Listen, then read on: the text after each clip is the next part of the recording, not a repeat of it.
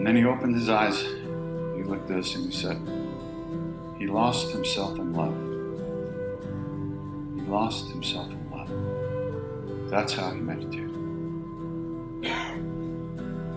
He lost himself in love. He's one with all beings. He never died. No one understands. He lost himself in love.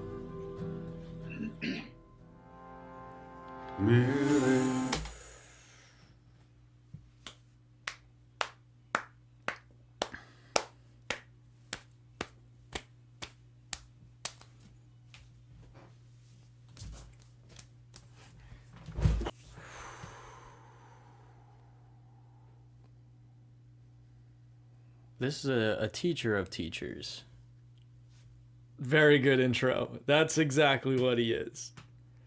This is the grand poppy daddy, big kahuna. One of them. One of them. One of the greats. Yeah, one of the greats. The teacher of Ram Dass. And we've never read anything on him. We've never really done much about him. We just know that somehow. There's a lot of stories, though, that we've heard. Yeah, so his real name is Baba Neem Karoli. Yeah, a lot of people say Neem Karoli Baba. I think that's not his given name. Okay. That's a name that he switched to, or I don't know how that works. And then also called Maharaji. But apparently a lot of people are called Maharaji. I don't know what that role is, but Ram Dass said that that's not a super uncommon thing. But this is a guy we've had a lot of people suggesting that we watch. And I don't know, like, give us other videos to watch by him or about him. I guess only about him because he doesn't make videos. But let's see. We're going to watch this one right now. See what it's about. Radhe Radhe Govinda Govinda Radhe. Tell me about India. It must have come home especially to you because you're now practicing Hindu? Well, I practice. I practice at a lot of things. Hinduism is something that I'm very intrigued by and very interested in. Where did it come from? Where did the interest come from? It came from seeing a picture of a guru called Neem Karoli Baba. And I was so drawn to the picture of this person, and I didn't know who he was or what he was about. Wow. But felt a very strong interest. Did you ever meet the man? No, he passed long before I saw him. That's pretty cool. First of all, that's a famous actress. So they're trying to, like, build the credibility. Yeah, this is the clout. This is the clout. But I think that's incredible. That she's saying that she is now practicing Hinduism, a whole set of things, because of a picture.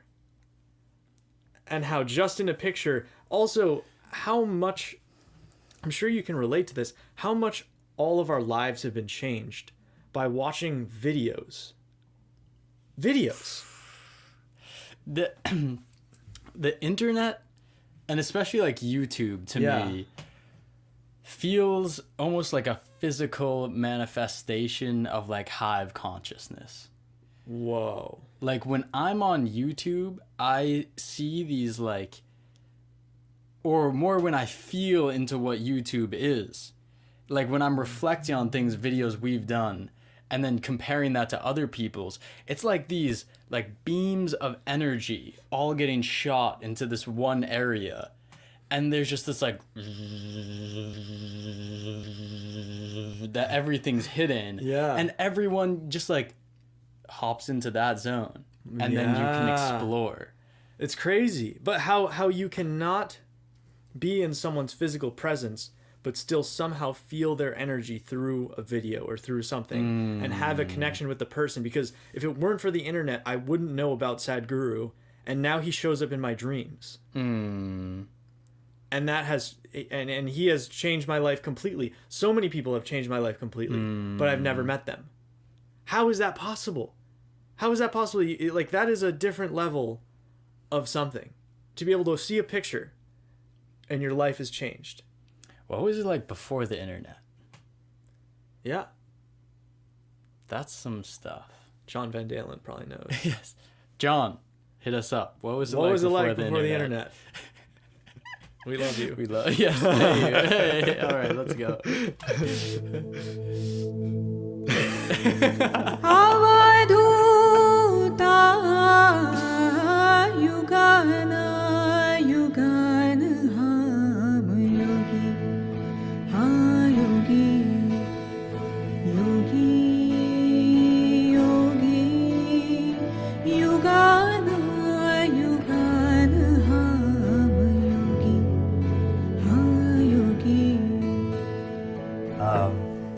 Right after I met him, he said to me, "You got any of that yogi medicine?" I said, "What yogi medicine?" I thought he meant vitamins. I said, "I've got some, but they won't help a man like you, you know." He said, "Yogi medicine, yogi." And somebody said, "I think he means the acid." I said, "You mean acid?" He said, "Yeah."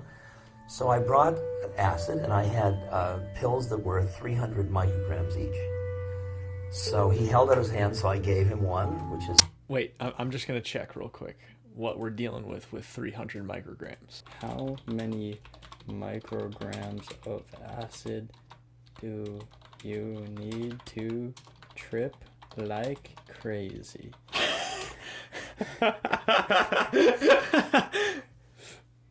Also, Ram Dass had done acid like hundreds of times by this point.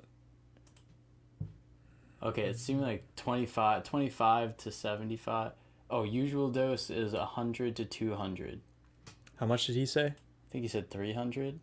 Did he say 300? Let's rewind it. I said, "You mean acid?" He said, "Yeah."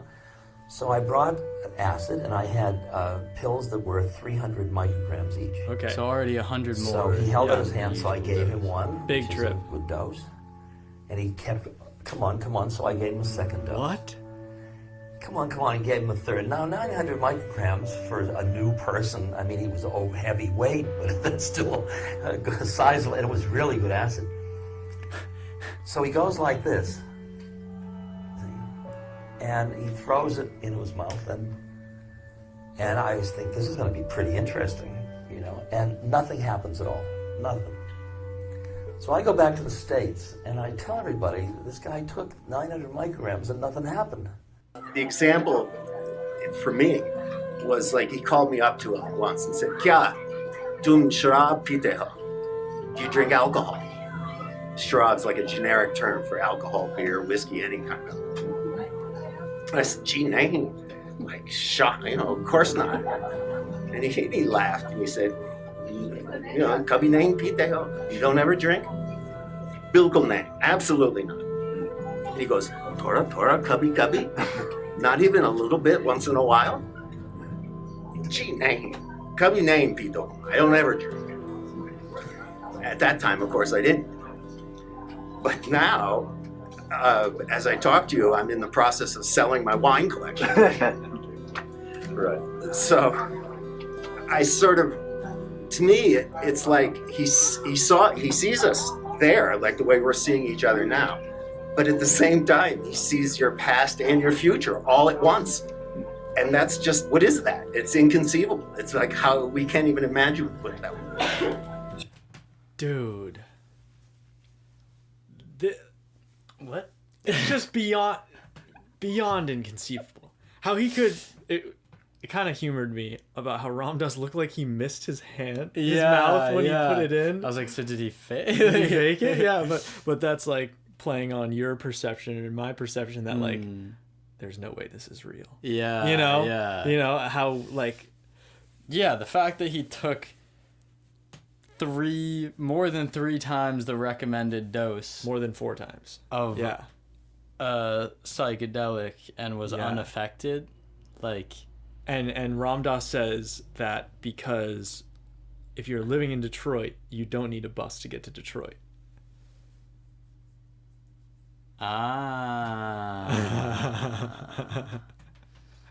I was lost there for a second. I was like, Detroit. Detroit. Oh, it's a metaphor. Yeah.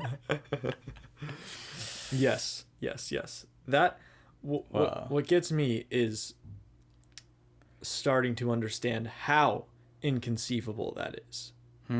Because even as you and I are deep in a spiritual process, in a spiritual path, it's still completely inconceivable. All the things that we've just heard. Mm. And so how much different that place is even than what we could even conceive of. Perception. Where was this man sitting? Where was the, like, what was it like to be him? It's only one way Must to be find out. incredible. Krishna Das, we're about to hear a story by Krishna Das, who has been the musical artist under this whole video. He's a wonderful singer. Nice. Yeah. So this Canadian guy shows up one day, and he's here. I always tell this story wrong, but hell with it, I'm going to tell it anyway. It was Raghu. He showed up, and he didn't know the way Maharaji is. So when Maharaji said to him, "What do you want? Why did you come?" He thought he should give like a spiritual answer, you know. So he said, "Could you teach me how to meditate?"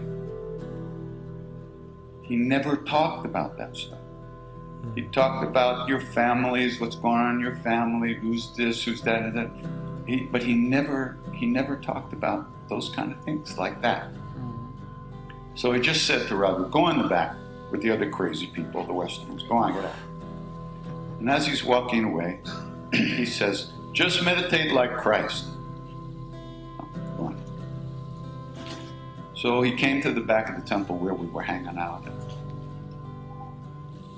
We were kind of debriefing, you know. Okay. I think that this is fascinating about how Maharaji went about the teachings, or whatever you want to call them, because it was never focused on the things. It's as if he was able to remove, or made people remove their desire from the thing. They say, "How do you meditate?" Or Ram Dass would ask, "How do I awaken my Kundalini energy?" He says, "Feed people." It's like, what? How do I become enlightened? Love everyone. And that is completely disregarding. It says, "Oh, I see your desire for this. Bye-bye." And Gone. all the vehicles that you thought, because you're already putting thoughts into these vehicles, Right, You know, because you're you- like, meditation is a thing Yeah. in your mind. And you can't, you're trying to figure out how to experience a thing that you couldn't even conceive of, and you're trying to conceive of it before the experience. Wow. Yeah. And Maharaj sees right Dude. through that. Because like how that. could you even have, how could you even, why are you putting words to something that you're trying to learn if you couldn't even conceive of what it is? How do you just detach? Like, that's the thing. How do you detach from this, like, trying to already be there? Yes. You know? And Yes. that's probably right when you do that you're there. Yes. But it's like, Yes. Which is incredible. Because it's like you hear stories about Maharaji and it just seems like he wasn't trying to do anything. all these teachers, dude. All the teachers. He's asking about your family. He's asking about where you're from. Stuff like that. And it's just because he recognizes that the desire is what's going to be trapping you. And it's just none of that matters. Like trying to focus in on the thing makes it more squeamish. You'll probably get closer. You'll elevate your state or whatever quicker by having just a very peaceful time of life than you will by trying to work towards your enlightenment. You know? It's like... And anyone that's coming to him is trying to work towards their enlightenment, and he Exactly. recognizes that. So the teachings that he would give to someone who isn't seeking him out is probably very different than someone who flew across an ocean to come and find him to get enlightened. Sheesh. Yeah. From what did Maharaji say to you? He said to meditate like Christ. Jesus.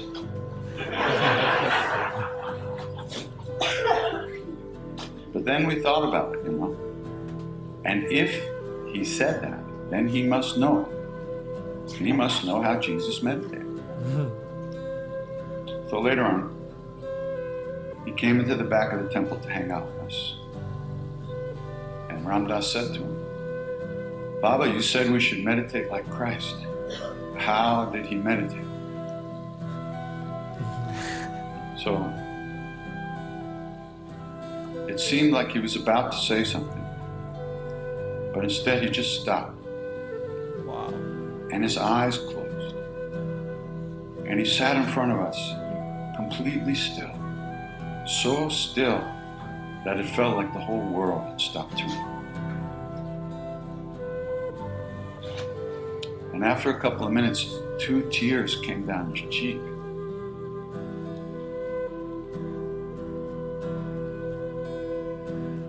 And then he opened his eyes, he looked at us and he said, he lost himself in love.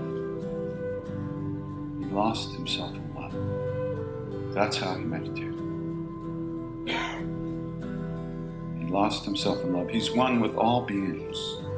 He never died. No one understands. He lost himself in love.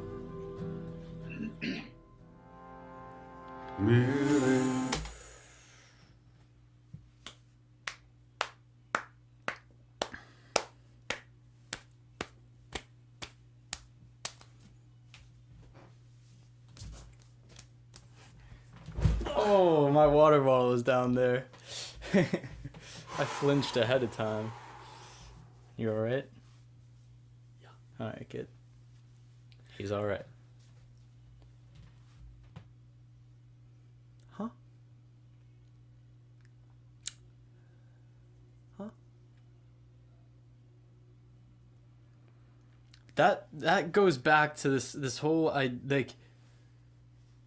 when you hear the word meditation, in the West at least, you're like, oh yes, it is time to quiet my thoughts, still my mind, observe my mind. Christ meditated by losing himself in love. What?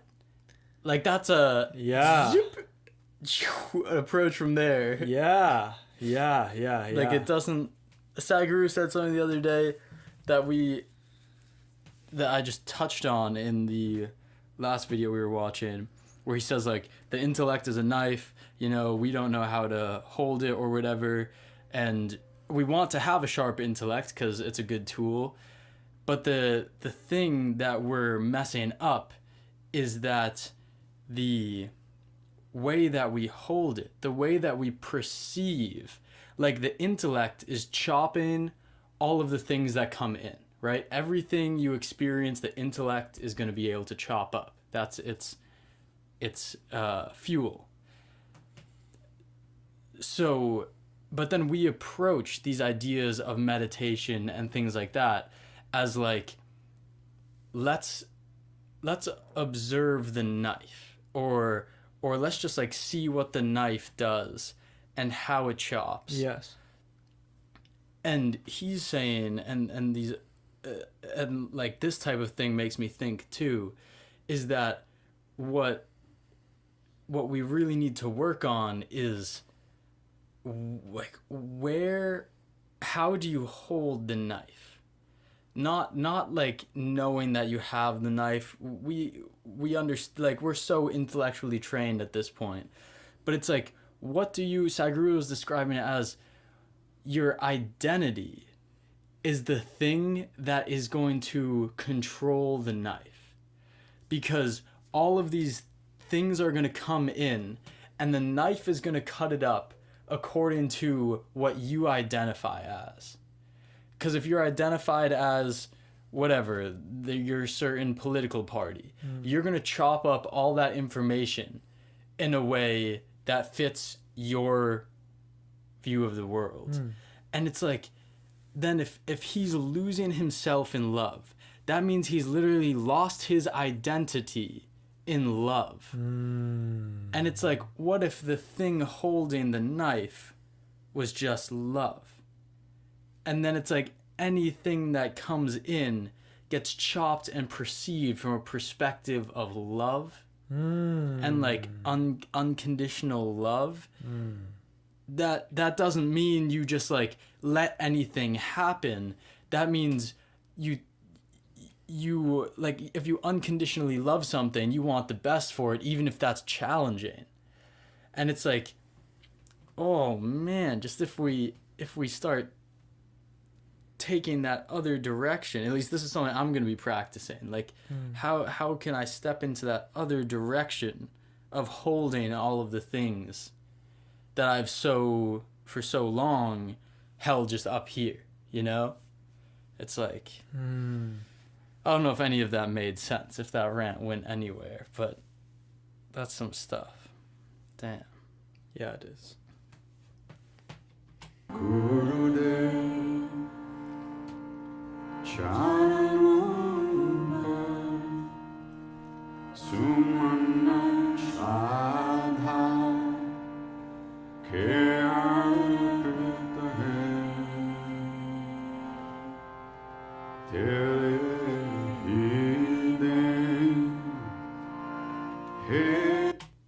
All right, let's all read this together.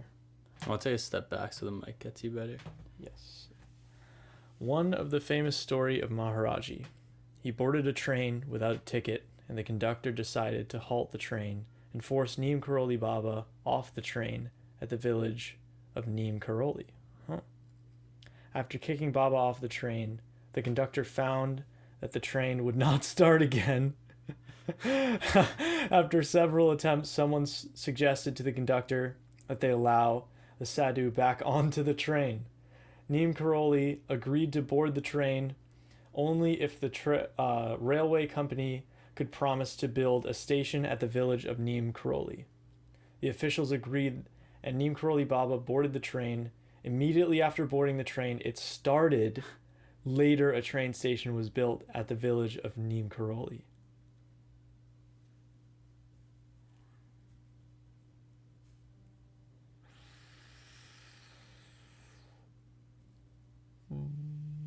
What?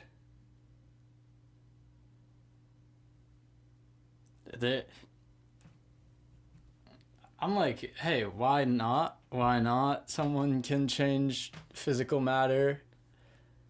But what? What? And how many stories have you heard from different sources like this about him and even about others? Like miracles that Jesus performed. Miracles you know? that Jesus performed. I went to Catholic high school, and the whole time I was just like, this is BS. The whole time, because I didn't buy into any of it. I was like, this is all crap. He didn't do any of this stuff. This is just all supposed to like point us to what he did do, which was love people and try to awaken them in a way, which that's not really the words I would have used. Like my respect even for the idea of Jesus was falling apart during Catholic school, and it was just like really tough. But now, what if everything that was said about him he did? And on top of that, what if none of that was important? Because this is what Ram Dass says. He talks about miracles that happen, and he'll say a story about a miracle, and he'll say afterwards, the miracle doesn't matter, because if the enlightened being's whole enlightenment was hinged on the miracle being right or wrong, that's like a thing that you can point to and be skeptical of. But he says the miracle doesn't matter. The miracle is just there to show you that things are not the way you think they are.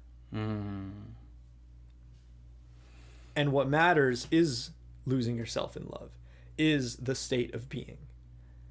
The miracles just come as a beautiful byproduct. And so I think that's kind of important to me, is to not fixate too much. Nature itself is a miracle, you know, like bees and flowers have been messing me up recently because it's like springtime here. Yeah. And just watching this thing that's this big fly on all of these axes in perfect control, and then you see a flower that has this vibrant color and has little like antenna coming out of it, that then this bee just comes down and lands on the antenna and goes and brings that somewhere else. It's like, how do you... It's just like, how do miracles not exist? You know, how is this not possible? If a bee is possible, anything is possible. But then we look at a bee as nothing, as an insect that stings you, and we have wasp repellent. It's like, Very good. Very good. oh my gosh. Very good. जो है वही तुझको समर्पित है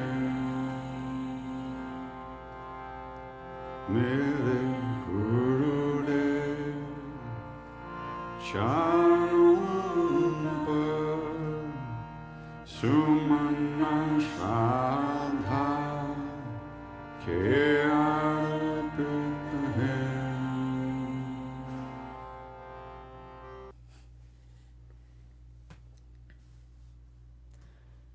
Wow. We are at the end of a string of 3 reactions right now, and they have been packed. And we have a lot to sit with. A lot. This started with Osho. Just gonna remind you of that. The blinkless master. The master of eyelids.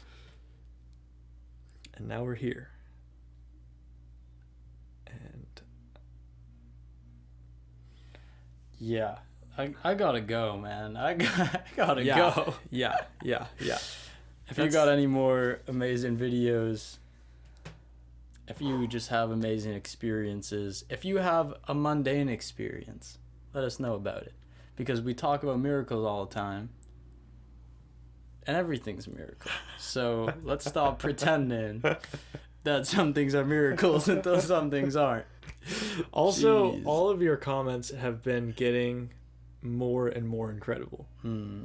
We were just talking today how we feel like we are doing exactly what we were trying to do, is just build a community of a word we didn't know, but now I feel like the best word is seekers. And to build this community of seekers. And we're learning so much from you as well.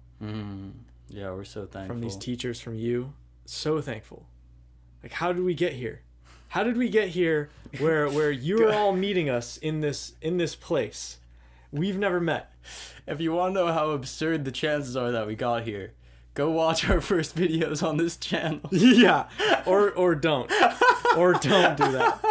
Because we have come a long ways since the beginning of this channel, and we're here. We're where we're meant to be right now. That long and wide really road. weird journey has brought us here. And we now are going through the process of awakening with all of you. And it is incredible that we are here together, because the chances of that is 0.